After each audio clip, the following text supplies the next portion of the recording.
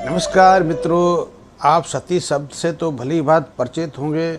सती माता के बहुत से मंदिर भी आपने देखे होंगे। सती के स्थान भी गांव-गांव में आपको देखने को मिल जाएंगे और आप में से बहुत लोग होंगे जिन्होंने सती देवी की पूजा भी की होगी, क्योंकि हमारे यहाँ तो परंपरा है, घर में कोई भी मांगलिक कार्य हो, चाहे विवाह का अवसर हो या बच्चे का जन्म हो या आप कोई नया काम करने जा रहे हैं या फिर कोई दीपावली या होली जैसा शुभ अवसर घर परिवार में आवे, तो सबसे पहले हमारे यहाँ जो सती माता की पूजा का, उनकी उपासना का एक कार्यक्रम रहता है।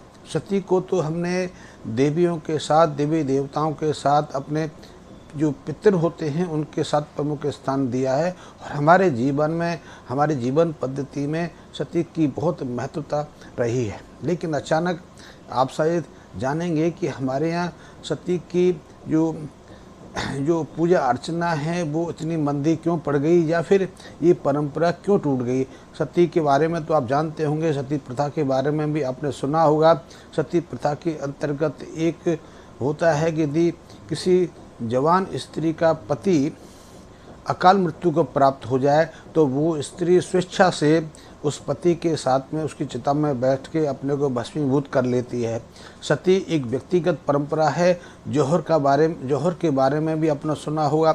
हमारे यहाँ बहुत सारी जो राज स्त्रियाँ होती थी, राज परिवारों की जो कुल बधुएँ होती थी, वो तो हजारों की संख्या में स्वेच्छा से अपने को अग्नि में समर्पित कर देती थी, जौहर कर लेती थी। ये परंपरा भी हमारे देश में काफ़ी रही है। और सती की परंपरा यदि अपने पौराणिक ग्रंथों में देखें तो ज़्यादा प्राचीन नहीं है। हाँ, एक दो घटना हैं, जैसे कि भगवान शिव के साथ में सती के अग्निभूत होने की कहानी, एक कथा हमें सुनाई देती है। वैसे कोई ये परंपरा कुछ ज़्यादा प्राचीन नहीं है। वो एक आत्मसम्मान की थी, क्योंकि सती के पिता ने उनके पति का अपमान किया था, तो उस अपमान के बदले के लिए सती ने स्वेच्छा से अपने को अग्निकुंड में, उस यज्ञ अग्निकुंड में अपने को भस्मीभूत कर लिया था। लेकिन इसकी कोई पौराणिक हमारे पास उल्लेख नहीं मिलते। हाँ, लेकिन जब से हमारे देश में हम लोगों को आक्रांताओं का सामना करना पड़ा, हमें लूटने के लिए हमारी सीमा से बाहर के आक्रांता हमारे ऊपर हमला होने लगे, खास करके पश्चिमी एशियाई देशों के, या मंगोल या फिर ये मुग़ल, तो इनकी एक आदत रही थी। ये कोई विद्वान तो होते, ये कोई बहादुर तो होते नहीं थे। इनके पास ना लड़ाई की कोई विशेष कौशल था। इनके पास एक चीज़ थी, छल कपट धूर्तता। ये हिंसक थे, ये नर पिशाच थे। इनके की युद्ध की क्रियाएं जो हैं, युद्ध की जो पद्धति थी, वो लूट और झूठ की होती थी, जो आज भी है। ये बहादुरी से किसी का मुकाबला नहीं कर सकते। हमारे यहाँ तो परंपरा रही है कि युद्ध में भी हम एक धर्म का पालन करते हैं। यदि युद्ध में दुश्मन के पास हथियार नहीं है, वो निहत्था हो जाता है या क्षमा याचना कर लेता है या वो घायल होकर गिर जाता है, तो हमारे जो क्षत्रिय योद्धा होते थे वो युद्ध को रोक देते थे और उसको पूछते थे कि उसे क्या चाहिए। यदि उसको कोई दवा चाहिए, उसे कोई सुरक्षा चाहिए, उसे जीवन दान देना चाहिए, तो वो उसको सहजता से दे देते। लेकिन हमारे जो क्षत्रिय योद्धा रहे हैं, उनके साथ आतताइयों ने ऐसा कभी कोई एक भी प्रसंग या एक भी ऐसी घटना को अंजाम नहीं दिया। वो हमेशा धोखेबाज रहे। वो मित्रता के लिए बुलाते थे और मित्रता के समय एकांत में हमारे राजाओं को, हमारे जो शासक होते थे, उनको कत्ल कर देते थे। या फिर इनकी एक परंपरा रही है कि युद्ध भूमि में युद्ध चल रहा है, लेकिन ये महलों में जो यहाँ स्त्रियाँ होती थीं या बच्चे रहते थे, उनको कब्जा कर लेते थे, उनको लूट लेते थे। तो हमारे यहाँ तो स्त्री की एक परंपरा रही है। स्त्री के लिए उसका सतीत्व जो है सबसे महत्वपूर्ण रहा है और हमारे यहाँ परंपरा अभी भी चलती है, लेकिन अब प्रचलन कुछ बदलने लगा है। लेकिन हमारे यहाँ परंपरा रही है, स्त्री चाहती है कि उसके शरीर का स्पर्श सिर्फ उसका पति करे, किसी और को ना करना पड़े। लेकिन जब से हमारे यहाँ मुस्लिम आक्रांता आए, मुस्लिम आक्रांताओं की एक आदत रही है कि वो पुरुषों से नहीं लड़ते, पुरुषों के साथ वो संघर्ष नहीं कर सकते।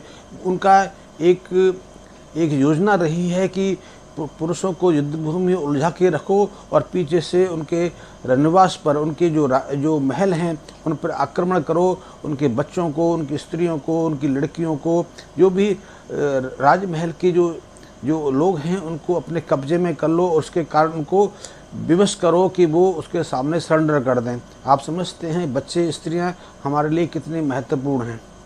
हमारे लिए नहीं, पशुओं के लिए महत्वपूर्ण है। पशुओं के बच्चों को आप स्पर्श नहीं कर सकते क्योंकि मादाएं और उनके जो नर हैं वो उसके लिए हिंसक हो जाते हैं। तो हम तो मनुष्य हैं, हमारे लिए तो बहुत सम्मान की बात होती थी, लेकिन ये नर पिशाच जब से हमारे ऊपर आक्रमण करते थे तो उनका एक सिद्धांत होता था, किसी भी सूरत में दूसरों को गुलाम बनाना, दूसरों को नष्ट करना, काटना, उनको हराने के लिए विवश कर देना। और उसके लिए उनके पास एक हथियार था। उनके पास ताकत नहीं थी, शक्ति नहीं थी, योग्यता नहीं थी, लेकिन उनके पास एक हथियार था कि वो धर्मच्युत होकर उन राजमहलों पर आक्रमण कर लेते थे। यहाँ राजाओं की पत्नियाँ, बच्चे, बेटियाँ या दूसरे जो लोग रहते थे।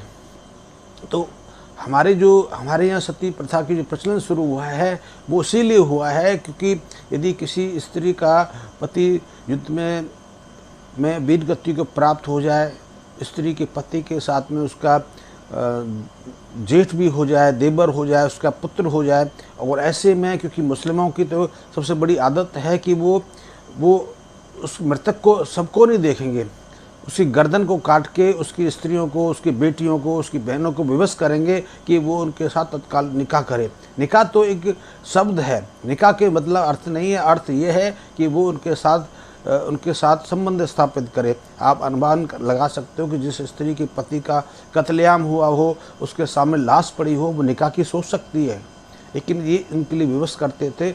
ऐसे में हमारी जो पूर्वज स्त्रियां थी, उन्होंने एक युक्ति को निकाला कि अपने को किसी के प्रति समर्पित होने से पहले अपने शरीर को ही भस्मीभूत कर लें, नष्ट कर लें, जिससे वो स्थिति ना आए।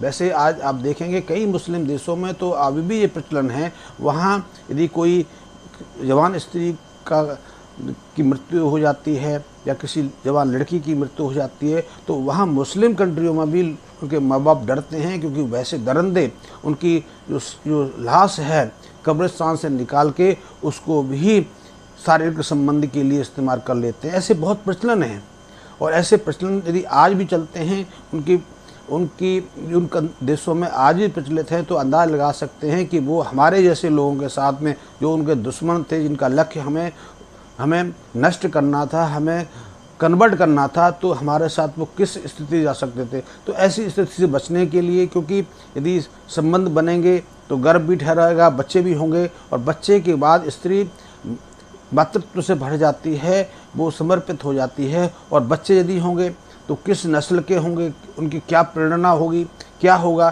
तो उससे बचने के लिए हमारी जो स्त्रियों ने, हमारी जो माता बहनें हुई हैं, हमारे जो बुजुर्ग रहे हैं, उन्होंने युक्ति निकाली कि इस स्थिति से गुजरें, ऐसी नस्ल पैदा करें, ऐसी संतानें पैदा करें जो स्वयं के दुश्मन बन जाएं, स्वयं की जो संप्रदाय है उसके विरुद्ध लड़ने को तैयार हो जाएं।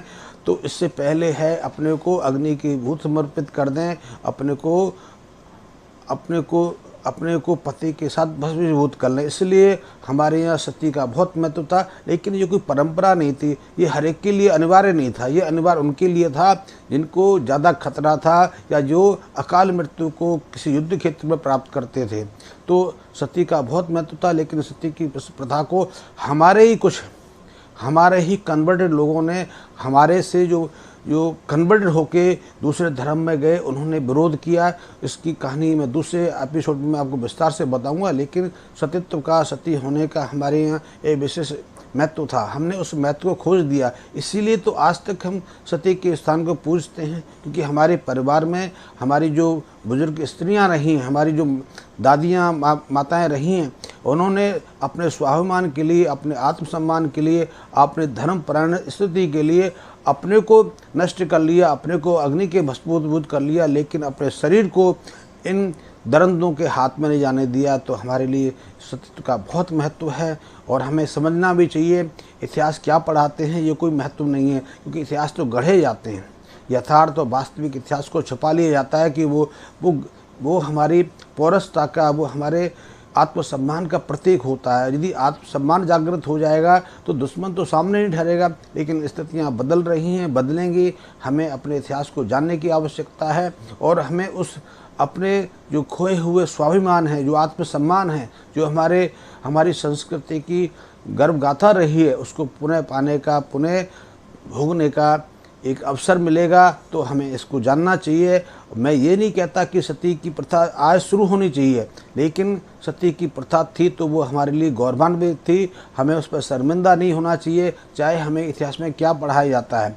हमारे लिए तो इसको दोष के रूप में देखा जाता है, लेकिन उन स्त्रियों का, उन हमारी बुजुर्ग माता बहनों का बहुत बड़ा सोच थी, क्योंकि ऐसी संतानें, ऐसे निर्लज्ज संतान पैदा करने से अच्छा है कि वो अपने शरीर को भस्मीभूत कर लें, अपने शरीर को समर्पित ना करें, क्योंकि हमारे साथ में बहुत दरिंदगी हुई है। आप अनुमान नहीं कर सकते कि हमारे साथ हजारों साल कैसा व्यवहार किया गया है। आज आप देखते हैं कि हमारे भारत के बाहर, भारत की सीमाएं तो 47 के बाद बंद 70% रह गई हैं, क्योंकि 40% हिस्सा पाकिस्तान और बांग्लादेश के रूप में हमसे अलग हो गया। लेकिन उससे पहले हजारों साल पहले तो हमारी सीमाएं बहुत विस्तृत थी। तो चारों तरफ जो हमारे आज शत्रु भी नज़र आते हैं, वो हमारे शत्रु न होकर हमारे वंशज हैं, जो हमारे वंशज हैं और आज हमारे लिए सबसे बड़े दुश्मन भी हैं, सबसे बड़े विरोधी भी हैं। तो हमारे लिए जो कदम हमारी माताओं ने, हमारी बुजुर्ग स्त्रियों ने सती के रूप में उठाया था, यदि वो चरितार्थ रहता, वो यदि बदस्तूर जारी रहता, तो शायद आज भारत की सीमाएं ज़्यादा सुरक्षित रहती हैं। क्योंकि हम उसके बाद निरंतर पतित हो गए, हम नीचे गिरते चले गए। तो हमारे लिए सतीत्व का जो महत्व बहुत महत्वपूर्ण है। अगला एपिसोड में बताऊंगा कि राजा राममोहन राय ने इस सती प्रथा को रोकने के लिए क्या क्या कारनामे किए, क्योंकि राजा राममोहन राय हमारे थे और वो कन्वर्टेड थे। और आज भी उनकी जो कब्र है, वो आज भी उनकी कब्र ब्रिटेन में स्थापित है, लेकिन उन्हें हमारे साथ थोपा जाता है। हमारे लिए समाज सुधारक के रूप में उन्हें सम्मानित किया जाता है, और इसको भी समझना हमारे लिए बहुत आवश्यक है। तो मैं आपको बताना आज मैंने वीडियो बनाया कि सतीत्व का हमारे लिए क्या महत्व है। धन्यवाद मित्रों।